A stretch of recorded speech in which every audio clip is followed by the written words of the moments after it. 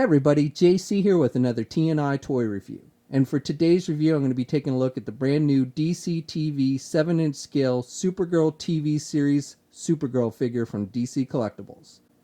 Now this figure comes in a window box style of packaging. You've got the figure clearly displayed. The box has white and blue highlights to match the character. Down below you've got the Supergirl TV series logo. Off to the side you have the name of the character, and it tells us this is figure number 1 in the Supergirl series. On the other side of the packaging, you have an image of the figure. And then on the back of the packaging, we have a look at all 4 DC TV series figures that will be released this month from DC Collectibles. We've got Constantine, which I reviewed yesterday. If you didn't check that review out, please do.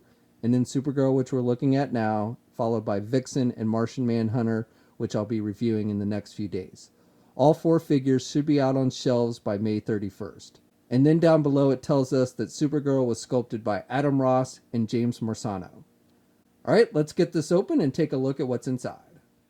Okay, so here's a look at the figure outside the packaging along with the other contents. Now first of all, let me just say a big thanks to the folks at DC Collectibles for sending me out this figure so I could review it for you guys. Now first of all, the figure does come with an instruction sheet. Basically it shows you how to switch out the hands on all the figures in the wave. I don't think you really need this, but they have provided that for you. So the figure comes with 3 different pairs of hands. You get a pair of open hands for like flight poses, and then you get a pair of grip hands, and then you get a pair of closed-fisted hands. Now one thing to note is all the hands have, looks like white fingernail polish on the fingernails, which I guess is a nice added touch. However, I don't recall her having white fingernail polish or white fingernails in the TV series.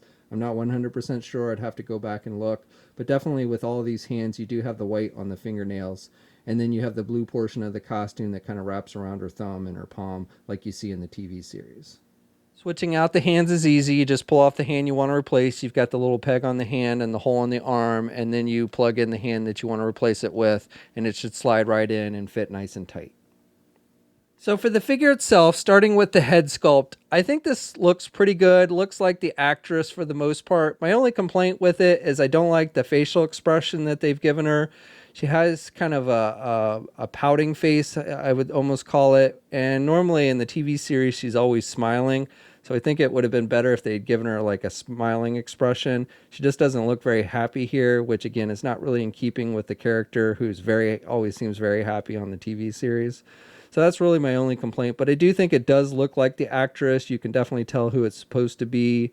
The skin tone on it is pretty good. She's got the pink lipstick and the blue eyes. She's got the long hair with the yellow and then some wash effect for the blonde hair, which I think looks pretty good. The hair is kind of a rubber material, so you do have some bendability there. And then for the rest of the figure, I think they've done a pretty good job with the sculpting detail. I like the S symbol on her chest. I think that looks good, and it's got the gold trim. And then you can see like the red line work throughout the costume like you see on the television series. And I like the texturing on the blue portions of the costume as well. It seems to capture the look from the TV series pretty good. And I like how it picks up the light. Then for her skirt piece, it's done with that rubber type material, and you do have some wash effect on the red here, so I like that. And you've got the gold metallic on the belt.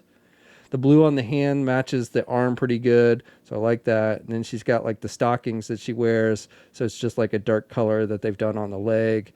And then you've got the long leather boots, which again, you've got some wash effect in the red there, so it definitely looks like it's leather. So this figure stands about 6 3/4 inches tall. Here's a comparison with DC Collectibles' most recent Arrow and Flash TV series figures, and I think the scale between these 3 is pretty good. Here's a comparison of DC Collectibles' movie Dawn of Justice Superman figure, and again, I think the scale between these 2 is pretty good. And then finally, here's a comparison with the Mattel Multiverse 6-inch Supergirl TV series figure. And while we have the 2 figures together, let's do a comparison with the head sculpts and see which one looks closer to the actress and how she appears on the TV series. I think the Mattel one actually had done a pretty good job with theirs, but compared to the DC Collectible one, I do think DC Collectibles wins out. So as far as articulation goes, this is probably the area where I have the biggest complaint with the figure.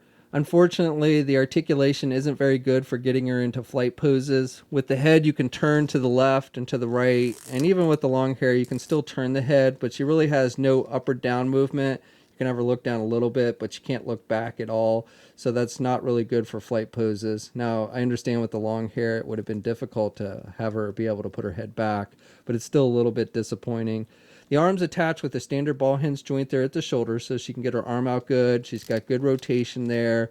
She has a single hinged elbow, so she can bend her elbow about that much. And then she also has a bicep swivel right above the elbow, so you do get rotation there. She's got rotation at the wrist and then hinges on the hand, so she's got good up and down movement.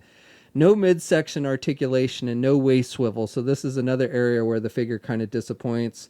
If they'd given her maybe an ab crunch or something, then you could have maybe gotten her into some better flight poses. But again, no midsection articulation at all.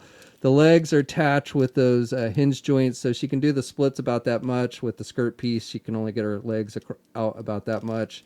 And then she can only do her leg forward about that much. Again, the skirt piece limits that, and she really can't do her leg back at all.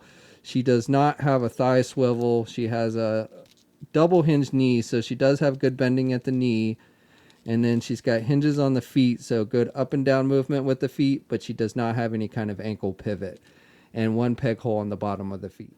Okay, so that's my review. So overall, I would say this is a pretty nice looking figure. I like the sculpting detail on the outfit. It has really nice paint applications. I think the face sculpt looks pretty true to the actress, definitely better than the Mattel one. I would have liked to have had a smile on her face as opposed to the kind of pouting look that they gave her, but otherwise I think it's a pretty solid job. My biggest complaint when it comes to the figure is the articulation, either midsection or head articulation, so you could get her in some flight poses would have been really nice. But still, overall, I think this is a nice looking figure, and if you've been collecting the other DC TV series figures from DC Collectibles, I think this is one you'll definitely want to add to your collection. Now, this figure is slated to hit comic and specialty shops on May 31st. That's when it's shipping out from Diamond Distributors. We'll have a full image gallery up at toynewseye.com. There'll be a link in the video description below. As always, leave a comment. Let us know what you think. If you're so inclined, please like the video. Also, if you haven't already, please follow me on my Facebook, Twitter, and Instagram accounts. I'll have links to those in the video description as well. And until next time, I'll catch you later.